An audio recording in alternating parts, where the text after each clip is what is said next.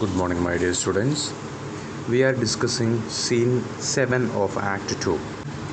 Last day, we discussed about what all are the things that is happening in this scene, the development of plot and the critical commentary. Today, we are going to see the dialogue-wise explanation of this scene.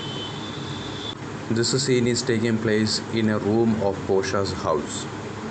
Portia and the Prince of Morocco with their respective followers enter with the sound of trumpets.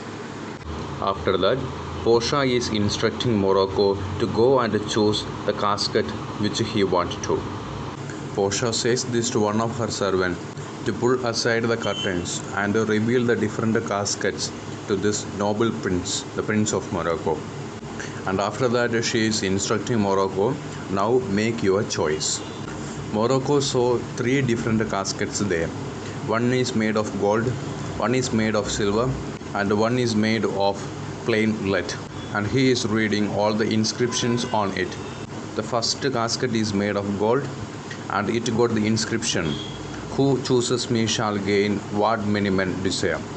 The second is a silver casket with the inscription, "Whoever chooses me shall gain as much as he deserves."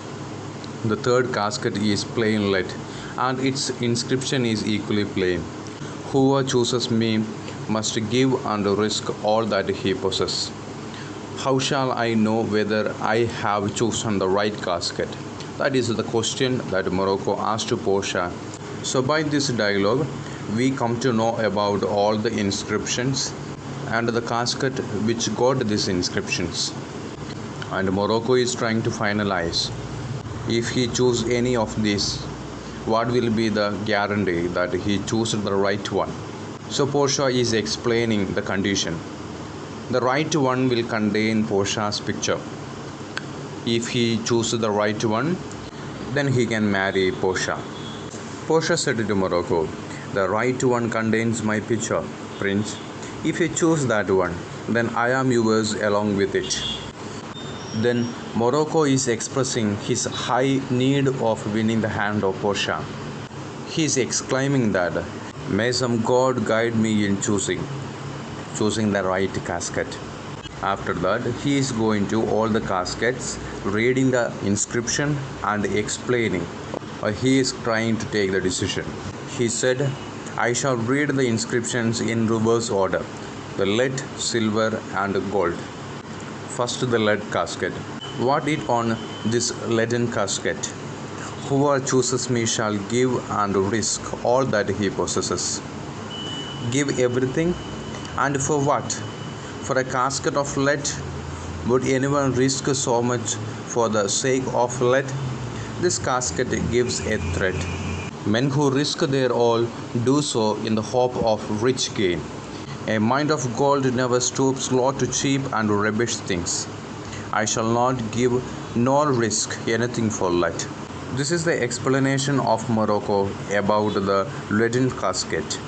Here he is describing himself as a man with the mind of gold that stands with his high birth and a royal name. And he says, because he is from the high birth, or he have a mind of gold, he will never stoop low to cheap and rubbish things. And he is not ready to give or risk anything.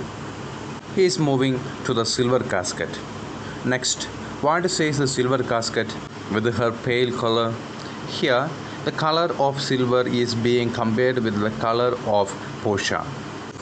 Whoever chooses me shall gain as much he deserves. Here Morocco is taking some self-talk. He is telling to himself to stop there and analyze all the things, especially the merits with this description. And he is continuing, "If you are judging by your own estimation, then you deserve plenty, and yet that may not be sufficient to win this lady. Yet to be afraid of my merits is a weakness, and may work against my own chances. As much as I deserve, well, that must be the lady herself.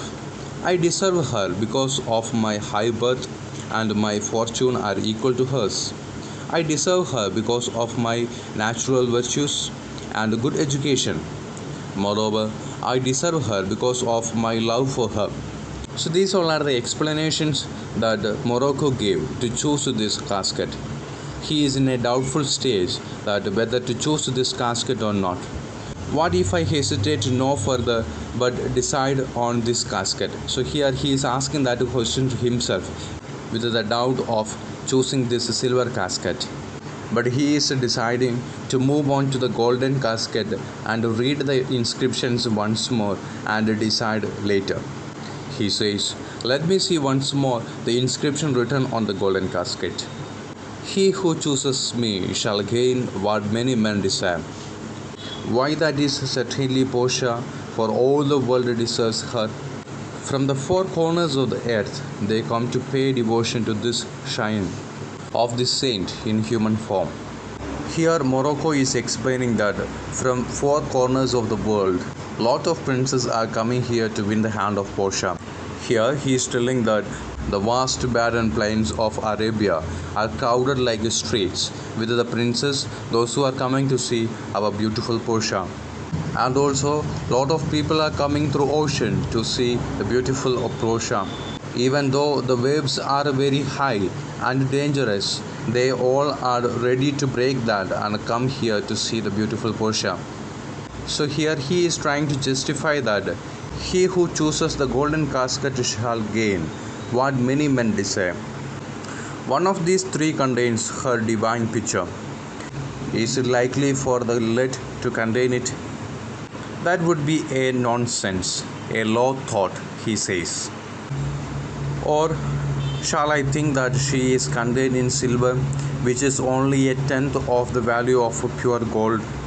And he considered it as a sinful thought. So rich a gem was never set in anything less than a gold. So he is concluding that the picture of Portia will not be in lead and silver because that two things are considered as less valuable. Prince of Morocco is comparing the value of gold with silver and lead, and he is concluding that as Portia, very beautiful and rich, her photo will not be there in silver and lead caskets.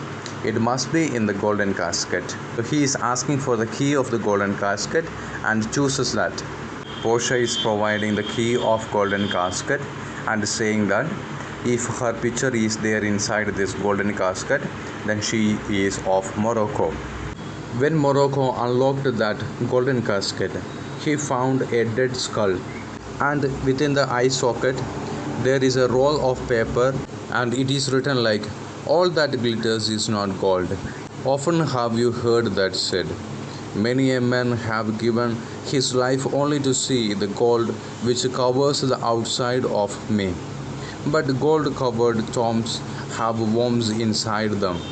If you had been as wise as you are brave, as mature of judgment as you are strong of limb, then this would not have been the answer written for you. Goodbye, your guest has failed. Portia, farewell. I am too sad at heart to speak a very formal farewell. Thus, losers should go. By saying this goodbye, with a formal farewell, Morocco is stepping out of the stage. Portia expresses her happiness because Morocco failed in choosing the correct casket. And she says, may all of his nature make a similar choice. Dear students, try to find out the question answers of a workbook. Thank you.